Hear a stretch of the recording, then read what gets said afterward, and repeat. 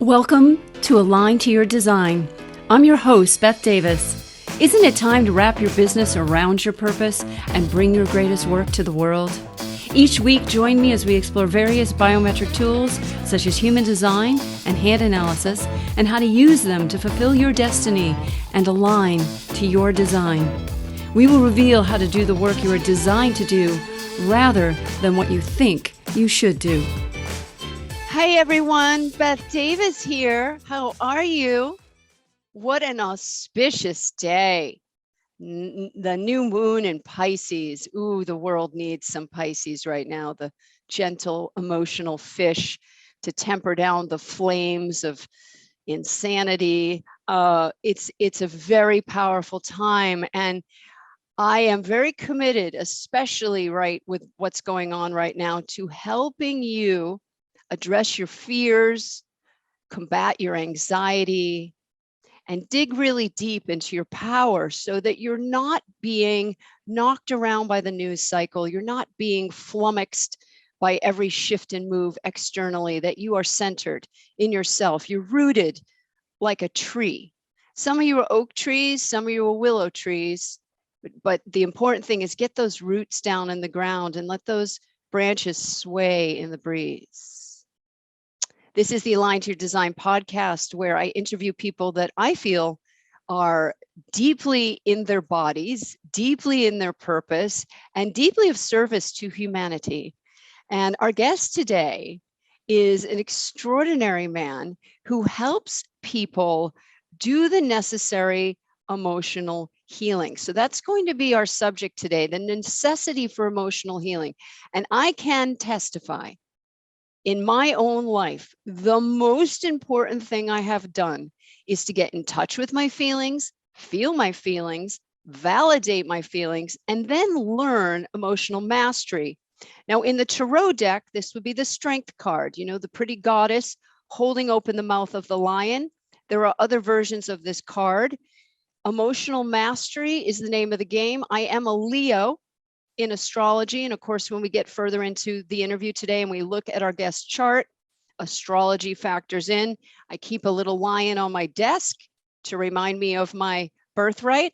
And the strength card in the tarot is the sign of Leo. And one of my goals in life is emotional mastery. And I've been on a mission, you probably noticed, for the past couple of years to surround myself with experts who are living emotional mastery and teaching it to others.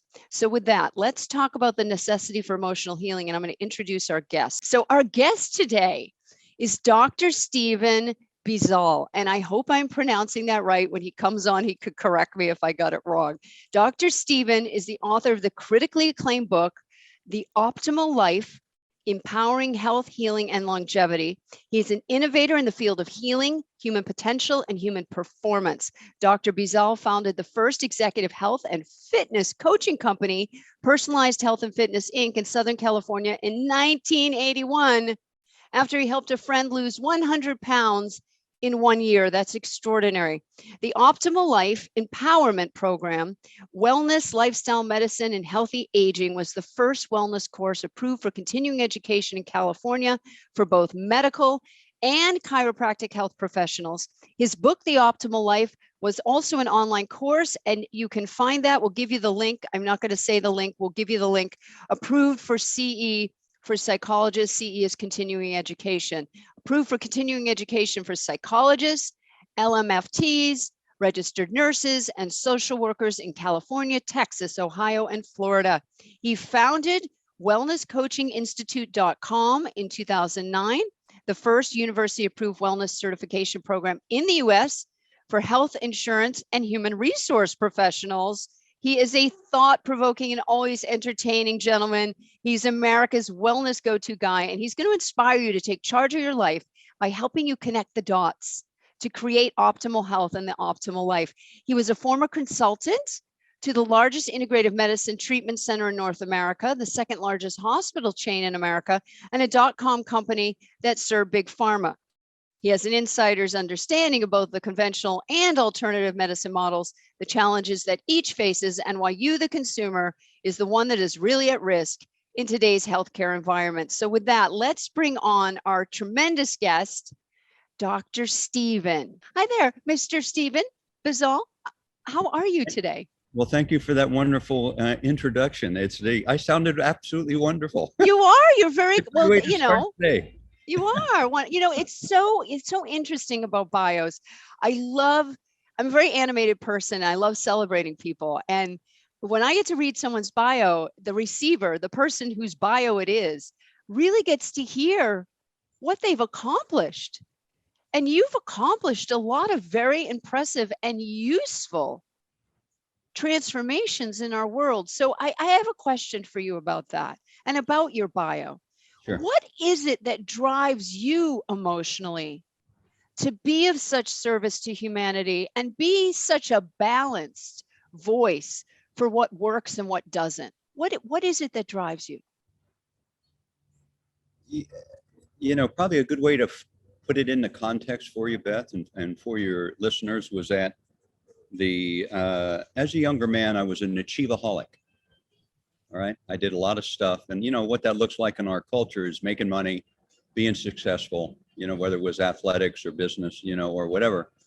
And I'll put it this way. When I was 20 years old, I thought by the time I'd be 25, I'd have the world by the balls. And then at 25, I thought I'd happen by 30. And at 30, by 35. At 40, I was the only one with my testicles in a vice grip. Right? And what that looked like was no matter how successful I was, all right, no matter how many toys I bought, no matter how many adventurous vacations, motorcycles, boats, jumping out of airplanes, I mean, you name it, I've probably done it.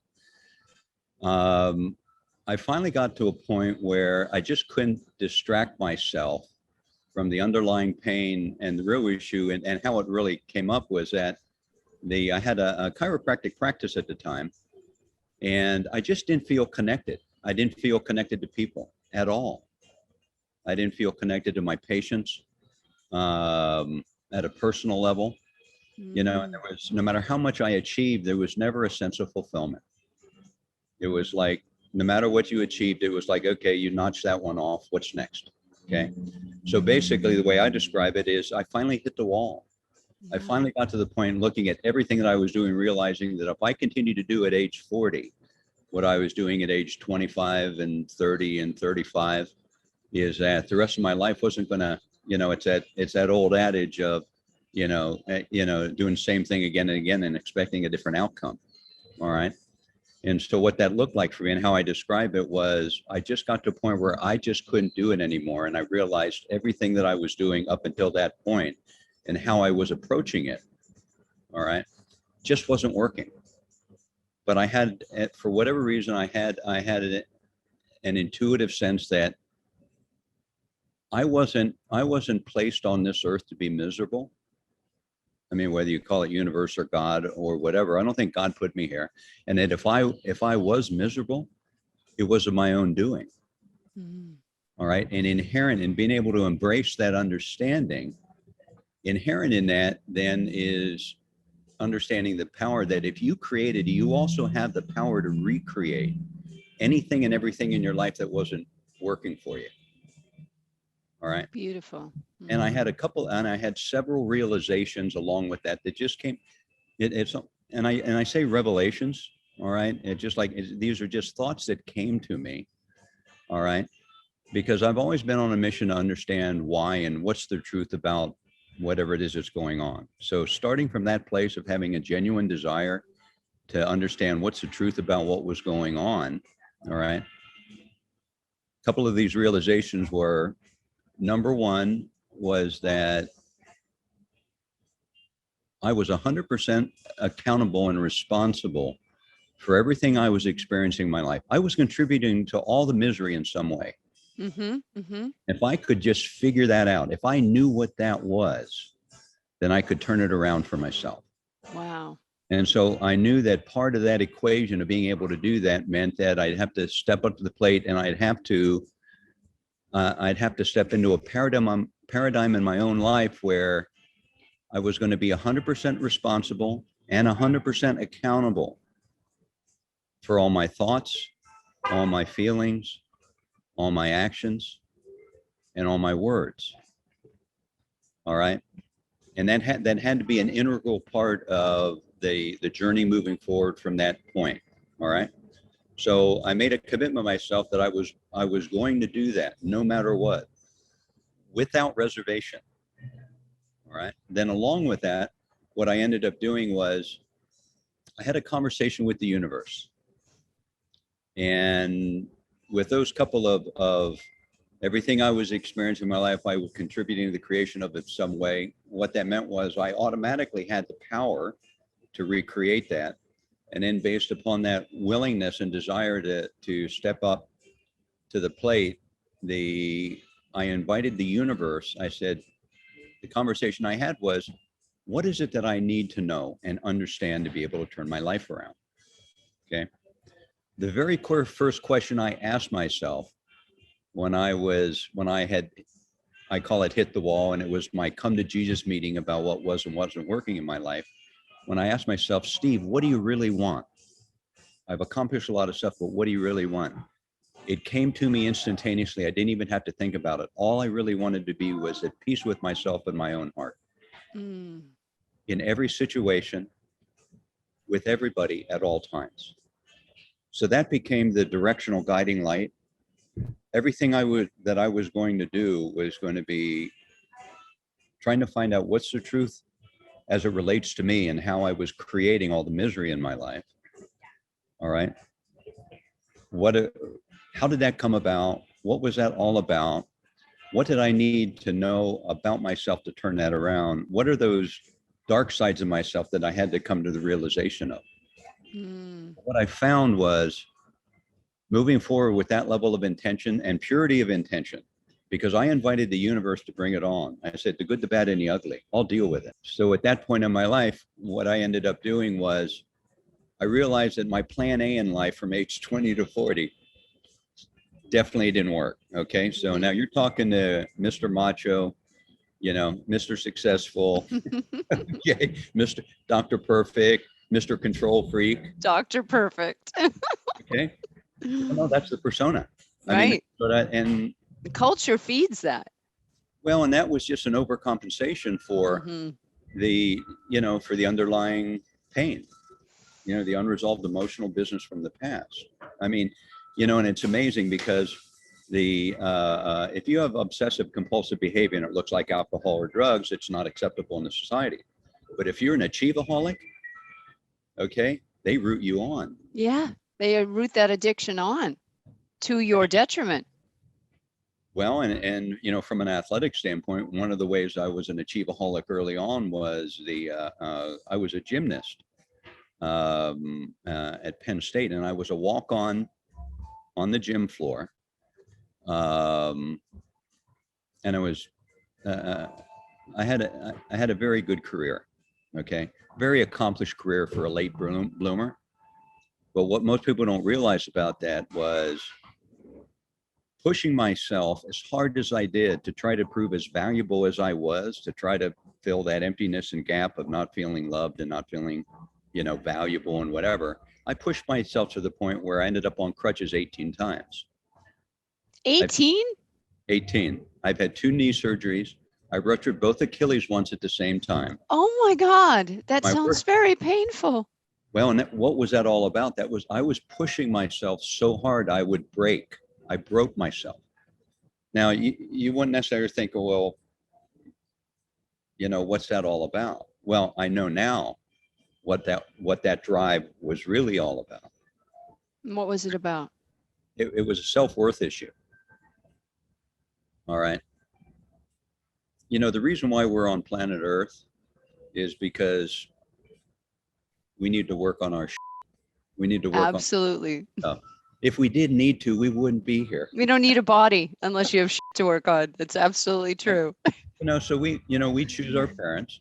And the reason why our parents are on Earth are, for the same reason for themselves. And the way I explain it to people, most of our parents never went to God's school, and this is how you raise kids. Exactly. All right. And so, the emotional healing thing that you were talking about, what most people don't realize is, as adults, we think we're making decisions and guiding our life and doing things based upon making rational decisions in our conscious mind. All right. 90% of what influences your decision making comes from the subconscious mind. And the subconscious mind is all the perceptions and the misperceptions that we created. All right. The coming out of the womb, when the only way we related to the world was at a feeling level, and it either felt good or it didn't feel good. Mm-hmm. And if it didn't feel good, we ended up when our beta brain actually starts to kick in, and we're in the alpha state initially, Right. we're only relating to the world at a feeling level. I mean, Right. anybody who has kids knows this. You can take an infant and they'll be screaming one minute and then they'll laughing the next minute, and then they'll just flip back into screaming again. It's because they don't have any of that gray matter filters that we've accumulated over time. All right.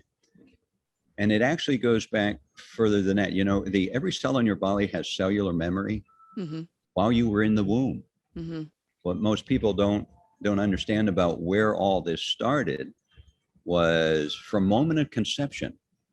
All right. When two cells came together, and then two became four, and four became eight, et cetera, through the entire embryological development. All right.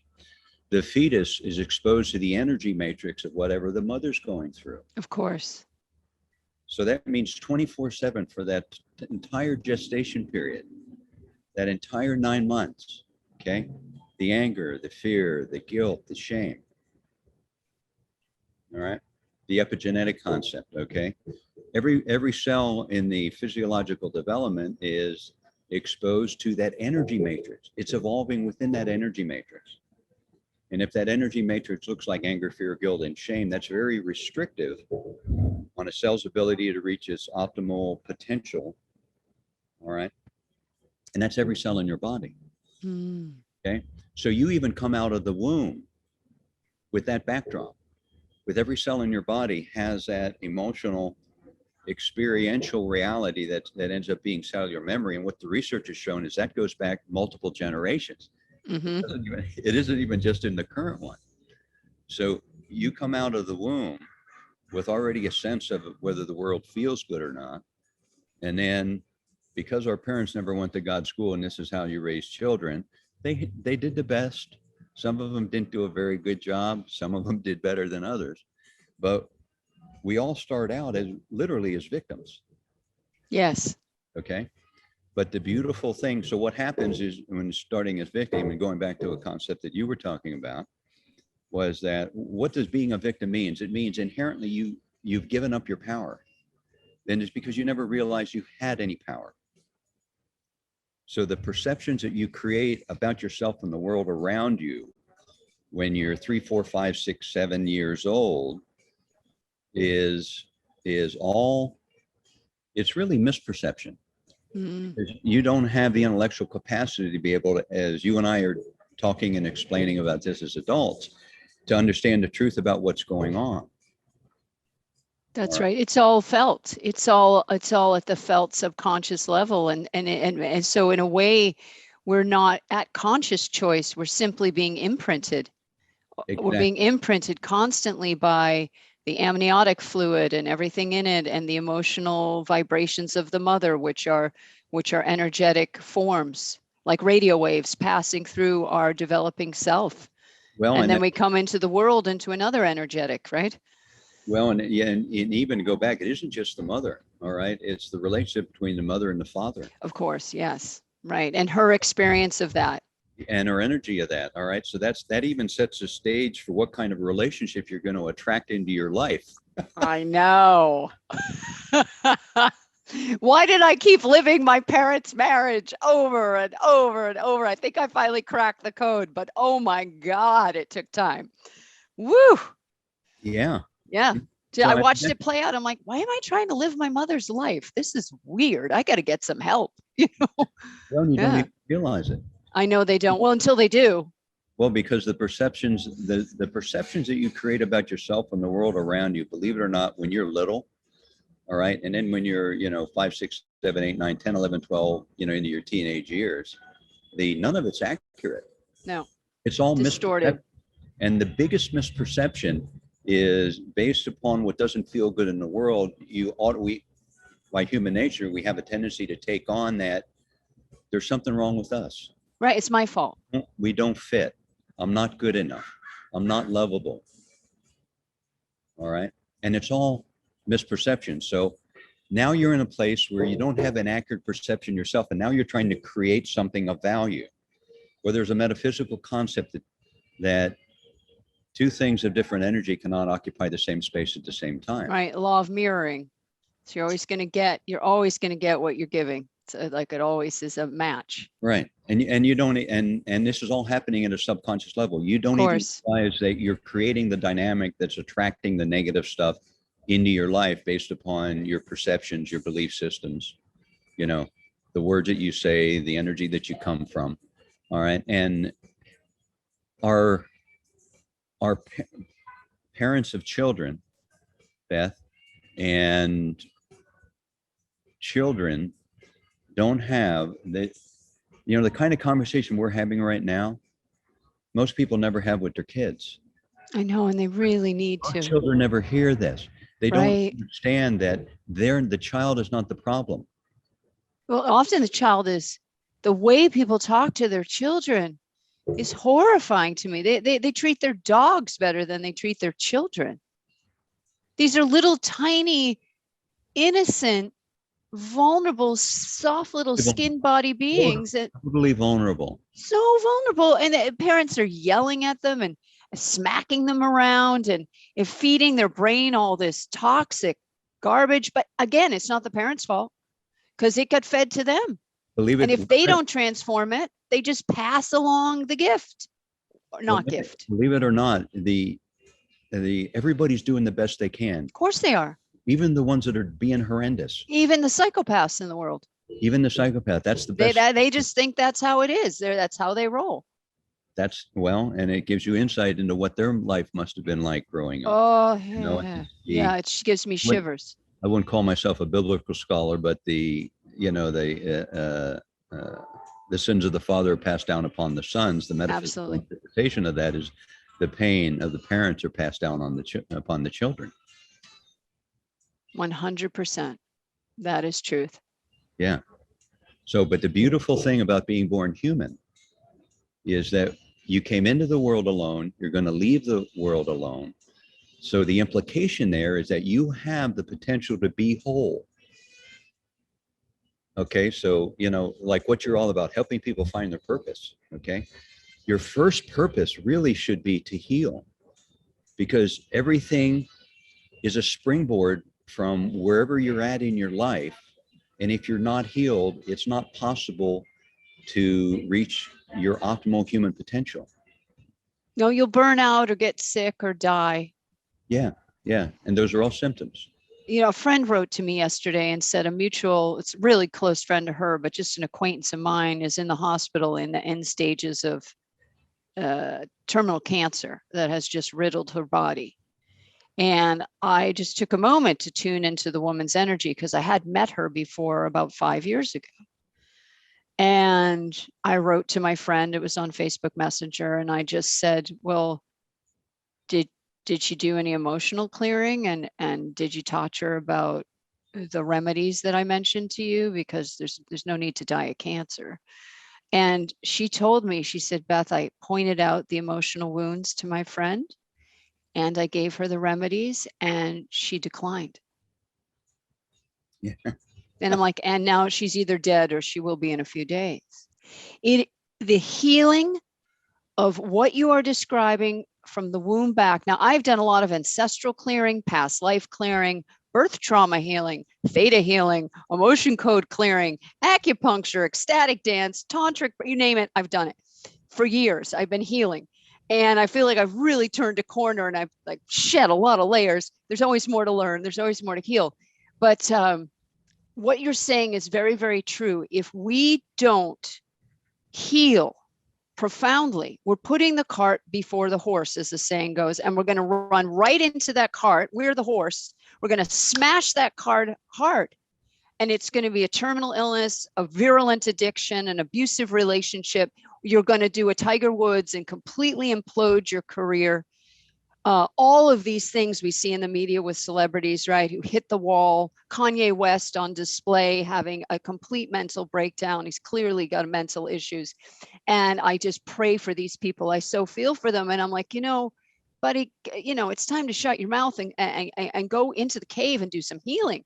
But each of us must come to this choice on our own, right? You can't force the horse to drink the water. My friend and I gave this woman, I know how I could have helped her heal from her cancer, but she was going to have to face things and feel things that she felt were more scary and more disturbing than death.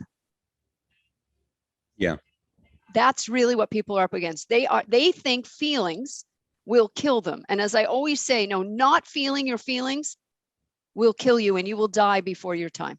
Beth, one of the things that was not in the profile that you read was the fact that myself and a group of folks ran a holistic center out in Missouri. We had a 900-acre ranch in the southwest corner of Missouri that was a healing center, and it was run by a community of folks that understood what healing was all about, the kind of healing we're talking about here. Okay?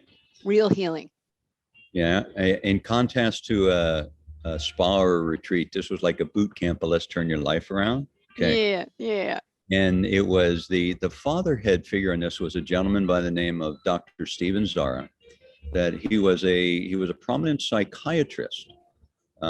He has since passed, but he had practices in Boston and New York, and he left the healthcare delivery system. He left psychiatry because he saw the fallacy of how we were treating the underlying emotional issues as mental disease and mental problems and using drugs. Right. All right. And he had an intimate understanding of the human condition. And there were two reasons that people came to our center. We did no advertising, but they came to the center because the number one reason was relationships were falling apart, whether it was with your parents, with your brothers, your sisters, with your wife, with your kids. Okay. So people would end up on our doorsteps when their lives were falling apart and their relationships were falling apart and they had health issues. Oh my, what a coincidence. Oh, and then I wonder why. Like Humpty Dumpty, we help put them back together again. Okay. Oh my God, I say that all the time. I'm Humpty Dumpty and I patch myself back together again. Yeah, it's the best we could do. We got to stitch ourselves up. Yeah. Well, here's what was interesting, because we had a lot of people that would come to us, all right, for those reasons. Okay. And I mean, this was a purely, and we did a lot of physical detox, lifestyle change, intervention kind of stuff, plant-based diets, 90% raw, 3 juices a day. Okay. Colonics. And I mean, we cleaned out every orifice. Okay. We went Get deep. this out. All right. Get all the toxin out. But we also did every day we had groups. Okay. And the group was an opportunity for people to share about stuff, and then for the wiser and more loving and nurturing seniors in the group to be able to, give their input, hold the container to help people for the release, to help people, connect the dots in their own life. Okay. And here's what we found. Okay. People would come in and everybody was on the same nutritional regimen. Okay. So no matter what your health problem was, you got positive results to a certain point. Okay. And then you hit a plateau. All right. And this was a very common denominator. If you were willing to entertain that there was another dimension of your life, okay, the emotional stuff, all right, that needed to be identified and addressed, all right, if you were open to allowing us to help you connect the dots and guide the process for yourself, whatever the implementations look like that you needed to do for yourself to bring closure to that stuff from the past, and you were willing to go there and had the courage, all right, and had the desire, and you started to go there, you would find that then you would continue to make progress. Yeah. If when you hit the plateau, we suggested, hey, There's a whole nother thing to look at here. And you go, no, no, no, no. I've I'm been good. a I'm psychologist. good. I'm good. Yeah, I did this. It is okay. Yeah. See you later. Yeah. They wouldn't improve, and then they'd run off to the Oklahoma Indian sweat lodges, and then they go to this resort, and then they go to this retreat. All right. Every disease process has its origin, not just connection, but has its origin in unresolved emotional pain in a person's life. I agree with that. Period. 100%. Period. Yes. Okay. So the kind of stuff that we're talking about at a very, very practical level is basically what I'm about when I say I help people connect the dots. Oh, wow. Can I ask you some more questions? Please. Go ahead. Say what you're going to say. You can Oh. just talk. I just listen to you all day. Go ahead. What were you going to say? I think, it's, people ask me, what's your purpose? All right. Well, so my first purpose was to do whatever the healing journey looked like that I needed to do. And I didn't have a plan. Okay. What people don't understand about that is going back to when I said, when I hit the wall at age 40 and I didn't have a plan, it was just, I just realized I can't do plan A anymore. Yeah. So my plan B was I can't do plan A anymore. So I just cut myself loose of everything. I sold my practice. I sold my home. I disengaged from the most painful relationship with a woman that I had up until everyone got worse. None of them got better. Oh, they get worse. They'll get worse and worse and worse pain-wise until you face the music. Yeah. Right. Well, because nobody ever stays constant going through life. If you're working on yourself, you'll go like this. That's right. Not working on yourself, you don't stay here. You go this way. You continue to go down. Crash. So anyways, realizing I just couldn't do plan A anymore, I cut myself loose. I took the road less traveled. I disengaged from everything to free myself up purely from the standpoint of being able to invite the universe to bring it on. Okay, now I was fortunate because I was single at the time. Okay, I wasn't raising any children, so I could, the money didn't mean anything anymore. Mm-hmm. All right.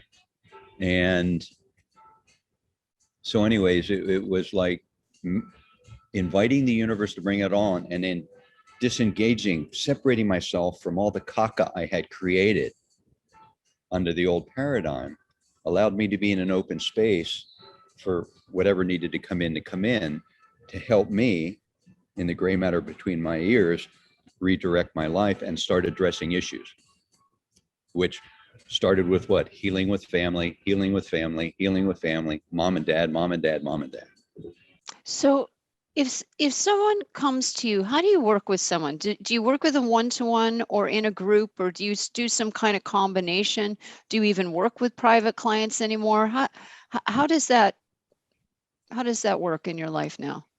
Well, the reason why we're on this call right now is because I'm launching my second book, all right, through the itty bitty process. Shameless self-promotion.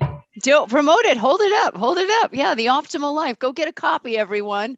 And we love Susie Pruden. Shout out to Susie Pruden and Itty Bitty Publishing. If any of you need to get started, you want to write a short book that packs a wallop, talk to Itty Bitty Publishing. Go ahead. So anyways, so what that looks like for me was I played clinical doctor for a bunch of years. Mm-hmm, mm-hmm.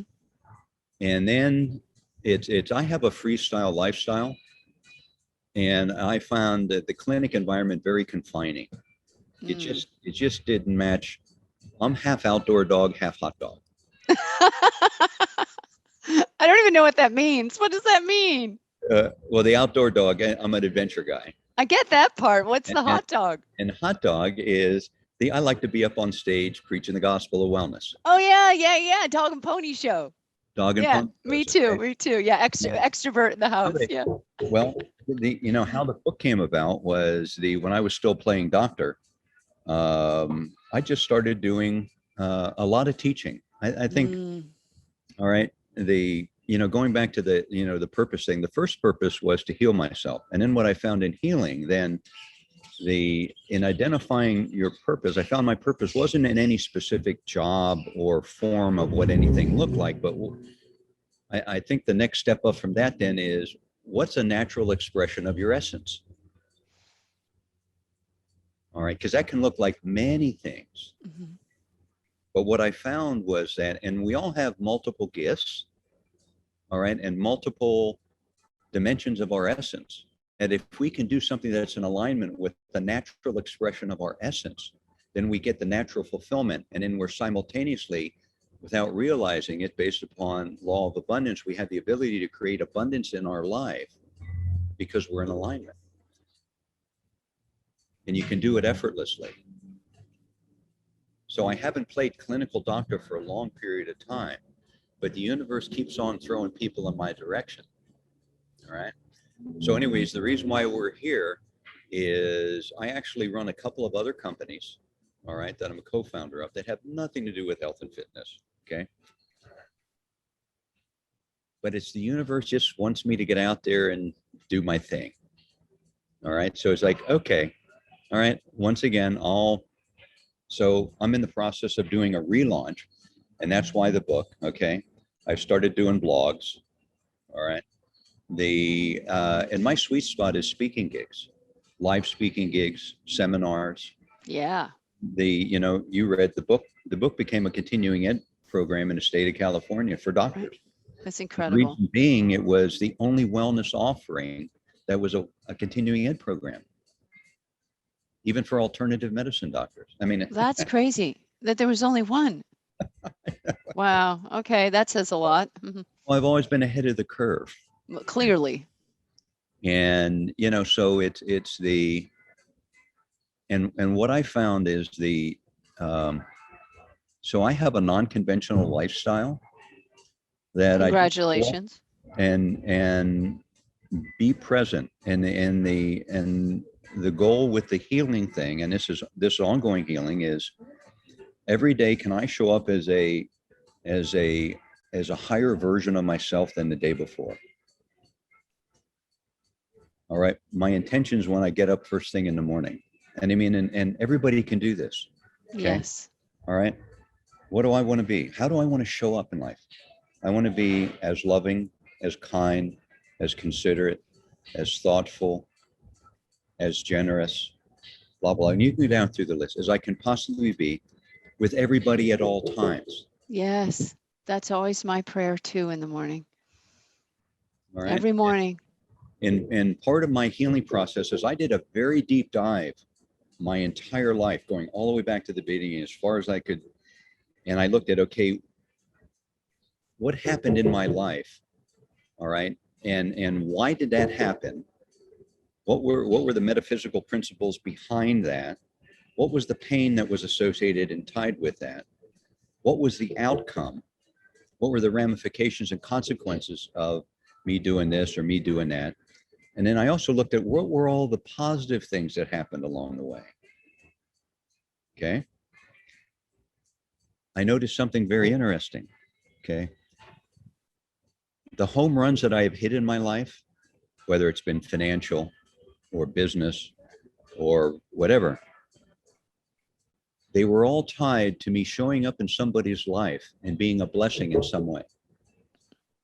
That wasn't necessarily tied to the abundance I pulled into my life 10, 15, 20 years later, but I could tie it back to a situation that I gave to without expectation of anything in return. It's like the reason why I threw the gentleman that lost 100 pounds. All right. Same kind of thing. This was one friend helping another. Mm-hmm. The story behind that gentleman was we were working together. I have a very eclectic career. Started out in public accounting. And what I learned working with a big 8 CPA firm was I absolutely hated it. I bounced from, I have a good head for it. So just because you can do it doesn't necessarily mean you enjoy it or you like it. Okay. It's like Gay Hendricks' concept of just because you can doesn't mean you should. Just because you have excellence in an area doesn't mean it's your genius. Stick with your genius, or find your genius and then stick with your genius. And it was actually torture for me. So along the way, one of the things I did back in the early 1979, early 80s was I was a commodity broker. I sold gold and silver. The gentleman that I helped lose all the weight, his name was John. And at the time, John weighed 365 pounds. Okay. And I was what, 24, 25 years old back there. John was like early 30s.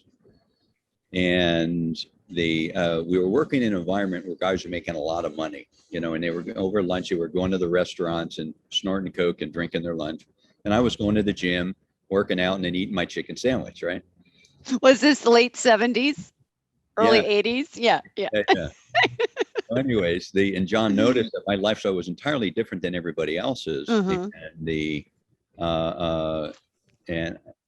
And he had helped me from a professional development standpoint, just giving freely.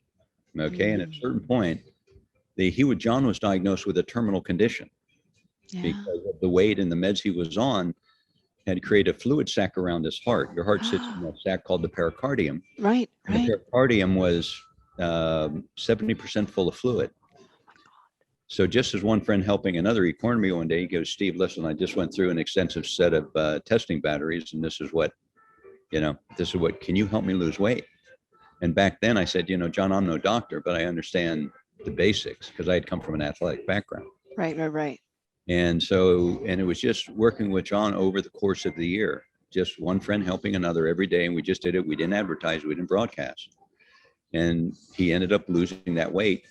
That was the transition. Okay. I remember about a year into it, he goes, "Steve, there's nobody, I couldn't get this kind of attention anywhere else here in Newport Beach, because you have a company here if you want it." So chills. So I left the financial markets, and I opened up Personalized Health and Fitness Inc., which was the first executive fitness coaching company in Southern California. Okay. So anyways, I did that for about a year and I got bored. And then I remember, and I was casually talking to John, and I said, "John, you know what?" I said, "I'm just not a babysitter type." I'm too much Rambo. Me either. Babysitting just doesn't cut it for me. No. And I said, "You know what? I'd be a whole lot better off as a doctor." He goes, "That's the smartest thing I've heard you say." So at the ripe age of 30, I researched around, and chiropractic at the time was the only thing that kind of already fit my holistic alternative medicine mentality. Yeah. Okay. It was almost like, having been an athlete, having accomplished what I accomplished, I was like with the human body.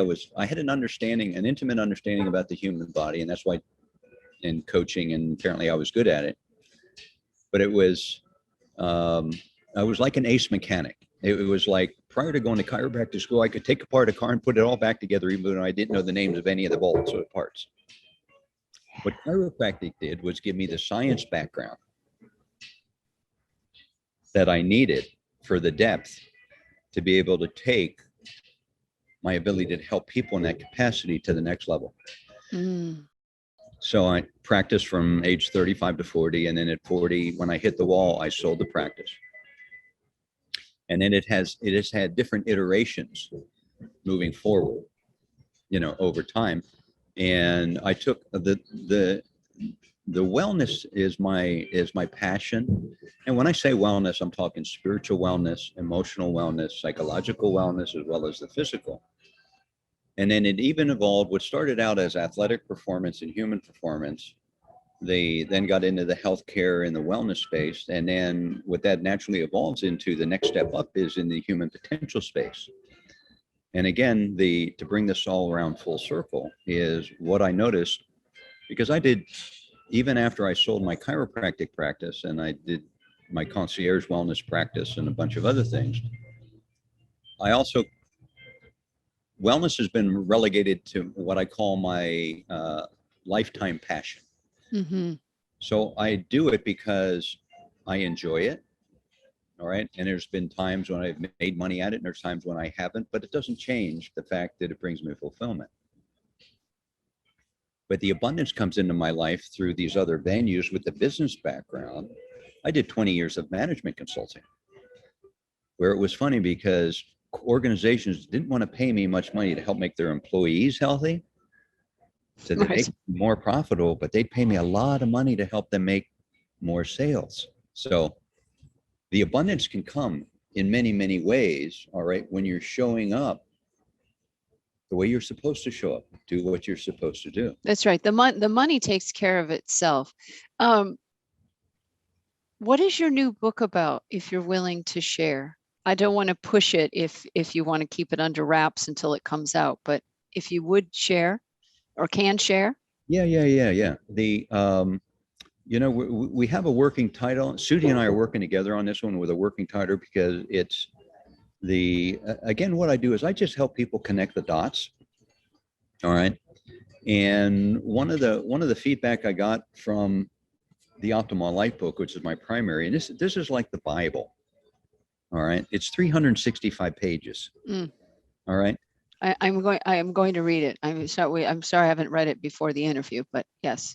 I'll send you Full disclosure, but I'm writing it down. Thank you. Okay. Yeah, I can't wait to read it. I'm a good reader. Yeah. Okay. And the funny thing is I never put it on the Amazon, but you can buy it used on Amazon. The significance of it is there are two testimonies. What are the comments that people make on Amazon? The reviews. The reviews. There are 2 reviews on there. I couldn't have 2 more stellar reviews. All right. And the other thing is when you get the book, and this is how I know I was on track. The universe will let you know. All right. In the beginning of the book, The Optimal Life. Okay. There's a section there that says praise for the optimal life. All right. And these are, it's like 3 pages of testimonials. These are testimonials of doctors that took my continuing ed program. These were 8 12-hour stand-up days. Okay. Brutal. I knew I was on track when every testimonial in there was unsolicited. Mm-hmm. Yeah. Those are the best kind, when someone just can't help themselves, but let you know the impact that you've made. Yeah. And that's how I know. It's like, yeah, it gives me fulfillment. I'm on track. It helps other people. All right. So the secret to abundance is for me, is finding ways where I can be blessing in other people's lives. A blessing could be as much as smiling at somebody walking down the street. I mean, it doesn't have to be, so it's not about business. It has nothing to do with business. And I just don't worry about the economics of everything because I just keep on getting invited into things. Isn't that nice? Yeah, I'll tell you, it's such a nice place to be compared to prior to being 40. Oh yeah, all that pushing the boulder up the hill, having it roll back over you. That's a perfect description. Mm-hmm. Yeah. Wow. Well, should we look at your design as we go into the home stretch of our talk today? Yeah, that would be fun. You are delightful. Like I said, I could talk with you all day. Your voice is wonderful. It's so soothing, and your life experience is so rich, and your wisdom is so profound. It's really, this is so enjoyable to connect with you. Well, thank you for your kind words. That's true. I wouldn't say it if it wasn't. I don't shine people on. Okay, let's see here. Let's get your chart. Oh, this is so exciting because you're so on purpose. Oh my goodness. All right. You're 1/4 generator, sacral. I had a feeling you were sacral. So let's have a look at your chart. Okay. Let's see here. Looks like and happy belated birthday, Aquarius. Of course you're an Aquarian. You couldn't be anything but an Aquarian, right? The Aquarians came from the other dimension to bring us new consciousness. Oh, I have really? a lot of Aquarians. I have a lot of Aquarians in my life. Yeah, you know, the thing about the Aquarius energy, it's your sun sign, 19. We'll talk about that. I think what I want to talk with you about is the right angle cross of the 4 ways, which is your life purpose. And it's why you incarnated and you have so fully embodied it. You're simply being it. So to me, the goal of life is sort of a non-goal, which it's becoming, constantly becoming more and more and more in the cells of the body, the destiny that your soul chose, where you just live and breathe and are that wherever you go. Like you said, wherever you go, you're spreading love and kindness and healing. And that is your design, my friend. Wow. So your personality sun, let's start there. The strongest part of our chart, everyone's chart, and in our life is the personality sun, which is, I call it the boob or the donut, whatever you want to call it, but this represents the sun. Okay. And you're in gate 19, line 1. So gate 19 is very special. Gate 19 does what you described you did with your friend John back in the trading days. Gate 19 sees the profound suffering and needs of the other. And it could be one individual, it could be a group of people, it could be a tribe of people, it could be a certain demographic of people, it could be an entire country, it could be the world. But the gate 19 sees on the individual, tribal, and collective levels, which is what I'm referencing, the 3 levels of our human interaction. The mutation happens on the individual level. So what you did with John, that individual mutation where he reclaimed his health and therefore his power over his life so that he didn't die of heart failure or diabetes or whatever else he was probably going to die of had you not interfaced with him. That individual mutation is what informs the tribe and informs the collective. Gate 19 sees profound suffering and sees profound need. And then if called, because it's a gentle energy, it's very gentle.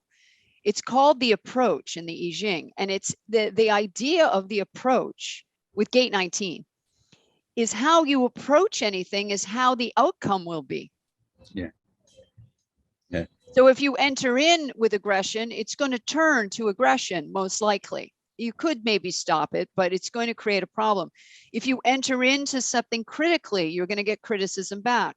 If you enter into something without preparing, you're going to get spotty results, right? So it's all about the approach. And gate 19 is, it experiences something that Richard Rudd, who is a human design expert, calls synesthesia. And synesthesia is when senses flip around and do different things. So for example, you can taste color. You can smell a sound. The sound has a thought form. The sound has color, and on and on. Gate 19 is where this lives, and it's an energy that actually comes up from Mother Earth. It doesn't, some of the energy that comes into us comes from the solar system and the infinity. It comes from outer space, in other words, and it comes in through the crown. But the energy that comes up from the root, and I'll show you where it is in the chart, it's down here. And it's very interesting because gate 19 is also very attuned to food, sex, sleep, rest, downtime, tranquility, because those needs, when they're met, keep us healthy. And if, like you said, if we don't have the foundation of health, right, it's right at the bottom of the design. This is your root chakra, which essentially represents your tailbone down to the tips of your toes.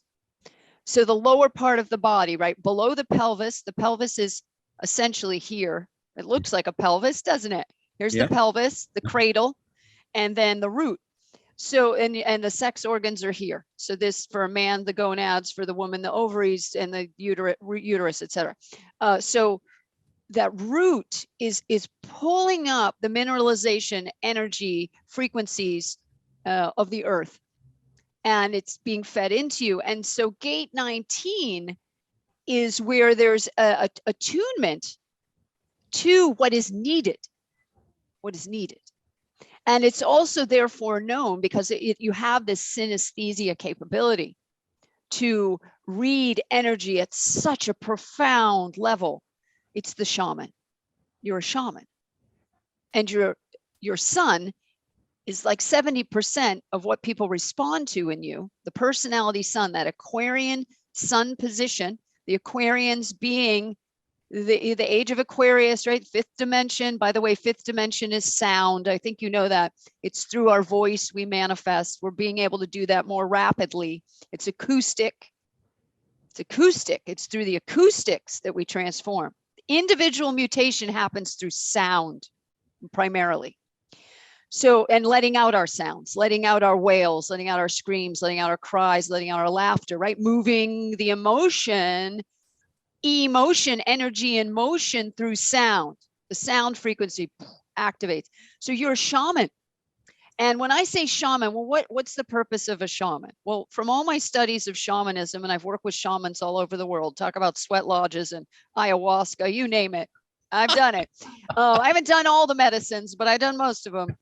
There's some on my list I want to try and see what comes through. But nevertheless, to me, shamanism is the actualization of bliss in human form, right? Moving through life in a state of joy, appreciation, gratitude, love, prosperity, generosity, everything you mentioned in the beginning. And that can only happen when the individual has their needs met. And so you interface with people to show them where, in a sense, their needs aren't being met, where they're out of alignment with their true divine soul's purpose. How does that land for you? Oh, you're spot on. I mean, some of the things that you've talked about is that the once I could see the truth about myself at a very, very deep level and a very, very intimate level, and an understanding of all the dimensions of how I had expressed myself and where that really came from and what that was about. Right. Once I could see the truth about myself, I could see the truth about everything that was going on around me. Mm-hmm. And so what that looked like is that no matter what environment I'm in, whether it's, because I've done a lot of stuff in corporate America, as well as playing doctor. And I think having been in both those kind of environments, all right, was very, very beneficial to my growth and my higher level of understanding, because when you're playing doctor, I'm working with people behind closed doors and they're all struggling. Of course. And it's all stress and it's all there's always an emotional component. And can you show up and reflect back to them that they're more loving than their perception of themselves is at that moment? Sometimes that's all the healing is. Exactly. Yeah, it's like a little boop. So many of in the corporate side of things, the management consulting I had done was basically in two areas. It was going in and doing turnarounds or building sales organizations for company. And I just want to show you where that is in your chart. Gate 44. Okay. 3254 and gate 50. Go on, and then I'll explain why. Okay. You're in your design, all correct. Yes. All right. Well, it's all at a very, very fundamental level. It's about how you relate to other people. It's all communication and how you relate. And are you 100% available in the present moment to experience the truth about what's going on, so that you know what to do, so you don't need a script, you don't need a strategy. Right. Right. And then the same thing. I also taught emotional intelligence. All right. So at leadership training, it's all the same stuff at a very, very fundamental level. It's all the same stuff. Yeah, it is. All right. And so no matter what environments I was in business, inadvertently, I'd get pulled into, technically what we would call conflict resolution when there was problems with people. All right. One of the gifts I have, Beth, that is just, it's happened that as it's evolved as a natural concept of my life's work on myself, was no matter what environment I'm in with people, what comes to me is a snapshot of what's going on with that person at a deep level. Yep. Okay. And it isn't like I'm looking for it. It's like when you take a picture and it just, boom, it's just there. Yep. Well, it's all in your design. So I want to leave you with a few things because we're almost at time. Okay. I would keep this, honestly, I'd do a Joe Rogan on this one and go 3 hours with you. But unfortunately, I have other calls today. But I want to have you back. I'm going to say we, because I know how much everyone, I don't mean to speak for the tribe, but I suspect the tribe, the we, is going to love this interview. And I can't wait to have you back. So you have a totally open will center. You see this? Totally open, no gates defined. This is the heart, physical heart. Okay. and it represents our will. It's what we commit to. So when it's totally open like this, the shadow of it, which you've transcended, is trying to prove yourself. Now, I have a defined will, and I am competitive. Like, I was a competitive athlete. I almost never injured myself because I didn't have anything to prove. I was just trying to beat my last time. It was never about the other person. And that's really what will is about, right? It's not about beating the other team or beating the other swimmers. I was a swimmer and a rower and a track athlete and a dancer. I mean, I did a lot of things. And played soccer, which I was terrible at. Some of the sports I was awful at, but nevertheless, I loved to compete because it was always me against myself. So that's what a defined will is for. Now, when the will is undefined and you're as energetic and athletic as you are, when you're younger, it's like, I got to prove myself, right? I got to be the man. I got to win. And then I got to win some more. And it takes a huge toll. So thank God you figured it out. Maybe after snapping both Achilles heels at the same time was kind of like, oh, maybe my drive is an Achilles heel. Right? Maybe Achilles is trying to give me a friggin' message, right? So at any rate, so that's part of it. Now, here's the other irony. You have channel 5432 over here. Let me clear this so I can show you. And what's wild about this channel is its ambition. It's such an incredible money channel. And it's about, the 54 is this fuel from the earth, right? In the root. Anything in the root is fuel. These are 9 gates of fuel from Mother Earth, right? You got healing fuel. 41, which we won't get into, is the start codon in our DNA. It's the recognition. It's the desire for a new experience. So what drives you through life is, I want to have a new experience and see what happens. You don't have an agenda. You're not particularly attached to outcome. Some people have outcome in their chart, and that's fine. But yours is like, hey, let's go with the flow. Your sacral. So your whole life is either you just go with the flow, yes or no. You're very instinctive. You're really instinctive. And as long as you just trust basically your sex organs and the sound that comes out of your mouth, you're good. So the 54 gate is fuel for ambition. But 32 is, what do we keep and what do we get rid of? It's about legacy. It's about continuity. It's about duration. From the I Ching from 3,000 years ago, whenever it was a download. The I Ching was a cosmic download, probably came to the guy when he was meditating, boom, just like that. Wrote it down, just like human design, just like many things that came from outer space. So 54 is this fuel to improve and to help the tribe. Help the tribe. It is a tribal energy. It's in the entrepreneurial or ego circuit. It's part of tribal prosperity. And so the money you make isn't just for you. It's also for the tribe, but it's to leave a legacy where the future's better than what it was in the past. Right? So you decide all the time, should this continue or end?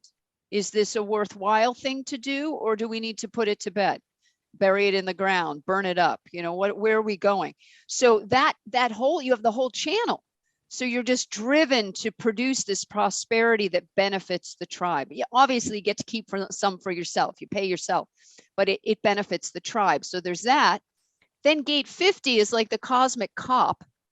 Gate 50 is about values. And so when someone has gate 50, they're either a warlord or they're a peace lord. And you get to choose which one you want to be. You can choose peace or you can choose malefic, violent destruction to control.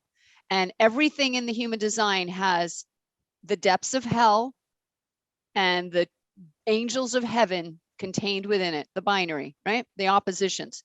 So you obviously chose to be a peace cop and not a warlord. Thank you. And then gate 44 is the sense of smell. And it's sniffing out the right people for the team. And this is where the organizational consulting comes in. It's an instinct for the right people and getting rid of the wrong people. You also have 1333 channel, which is a massive leadership channel that's all about helping people find the right job and the right purpose and the right place in the world. And 33 is historical. So you're a wonderful historian of life. and you see the progression. So you're able to communicate a timeline to people. So like you just did at the beginning of our interview, this is where we came from.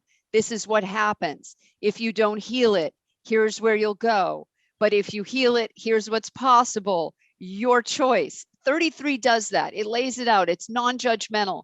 It's historical. And then 13 listens.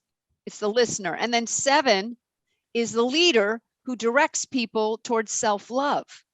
You can see how everything is, it's right there. And then I'll leave you with this thought, the 5734. Wow. This channel is pure intuitive power. It's instinct. There's no thought associated with it. And that's where the cosmic healing comes in, along with 19. So you got the shaman healer gate, okay, in your Aquarian sun.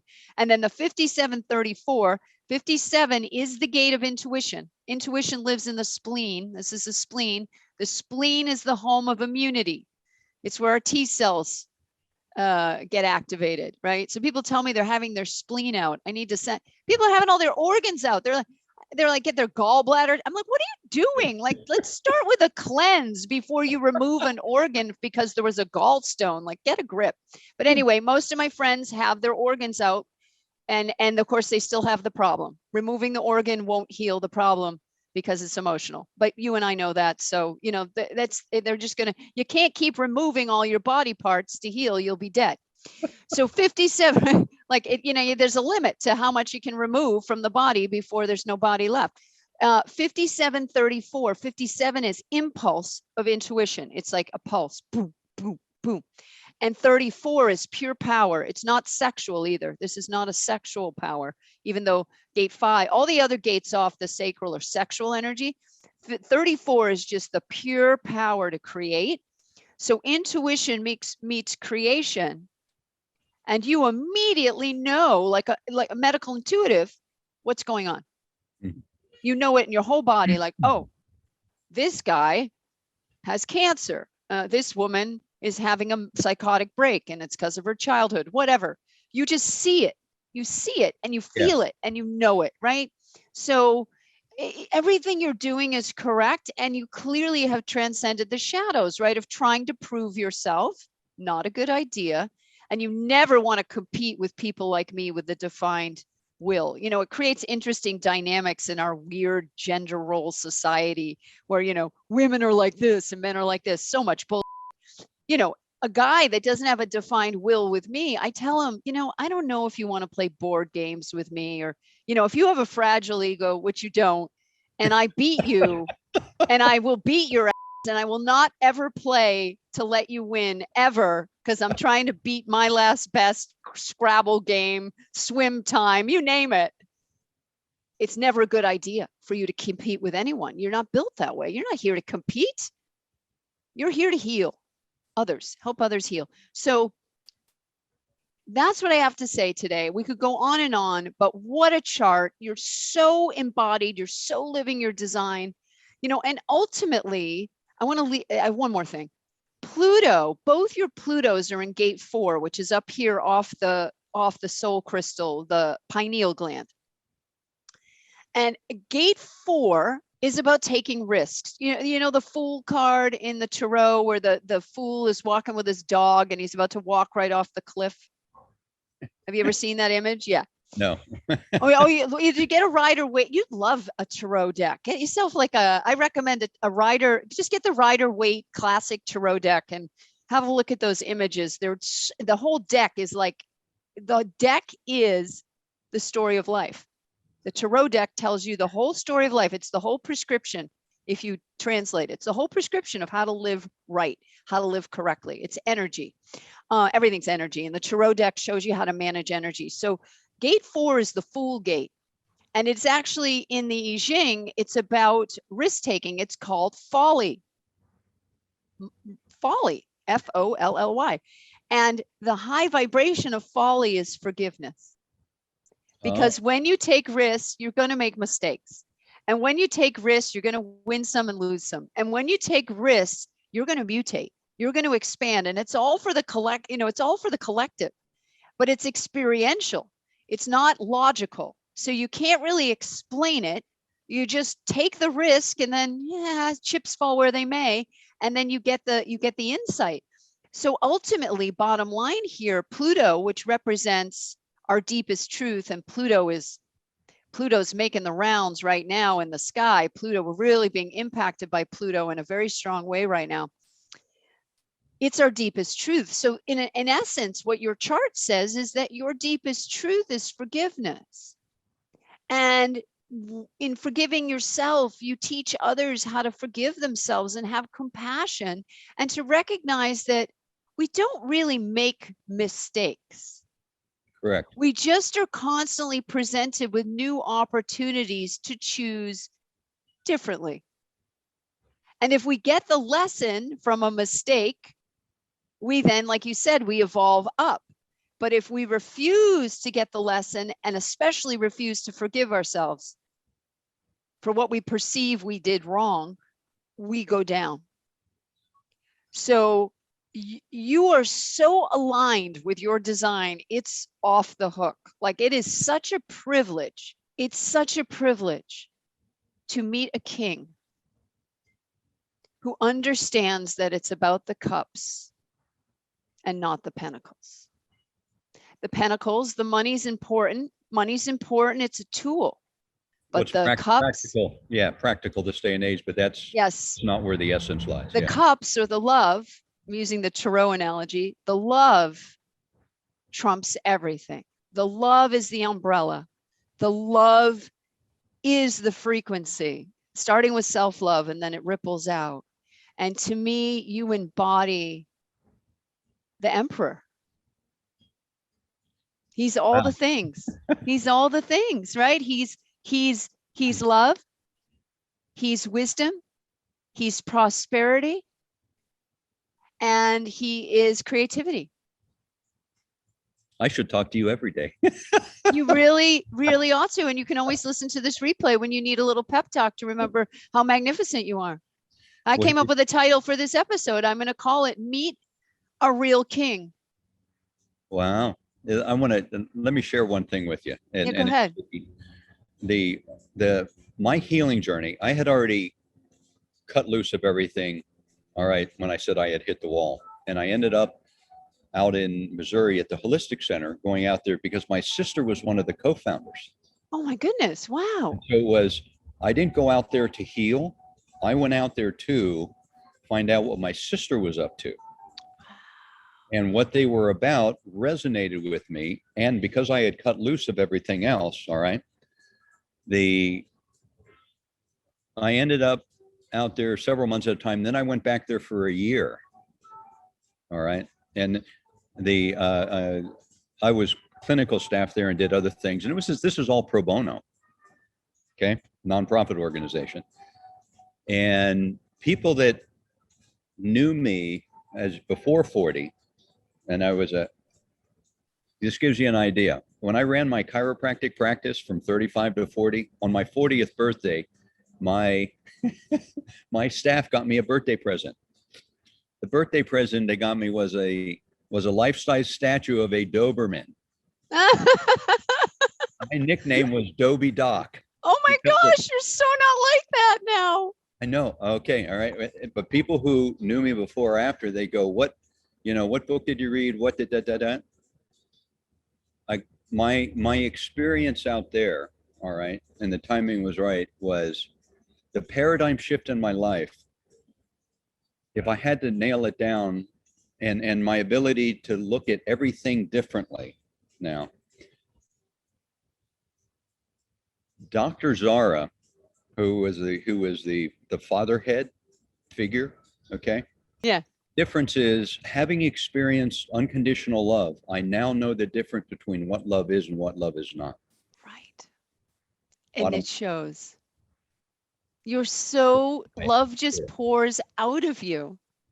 I feel like I've been bathed in love. Like I said, I don't want this to end. Now I know we'll have you back, and I will have you back mid-afternoon where I have nothing scheduled, so we can just roll. Thank you. Thank you so much, Dr. Bizal. Will you come back? Can we have you back on? Count me in. And will you let me know when the book's coming out so I can share it with my community? In the meantime, everyone get a copy of The Optimal Life and get rolling on that emotional healing. Any final words for our viewers and listeners? Just God bless. The only reason you're stuck is because somewhere along the lines you gave up your power. All right, because you don't even realize you have power, but you do have the power. But it's your journey to figure it out. Thank you, dear Emperor. Thank you so much. All right, everyone. Thank you so much for tuning in. This has been another episode of Align to Your Design, and I'll see you and hear you soon. Thank you again, Dr. Bizal. Thank you, Beth.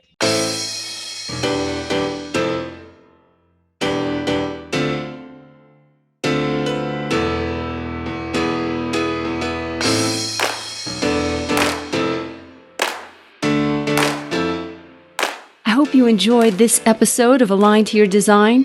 If you did, please grab my free report, Business by Design, at yourpurpose.com, and then join our Facebook group, Align to Your Design. See you next time.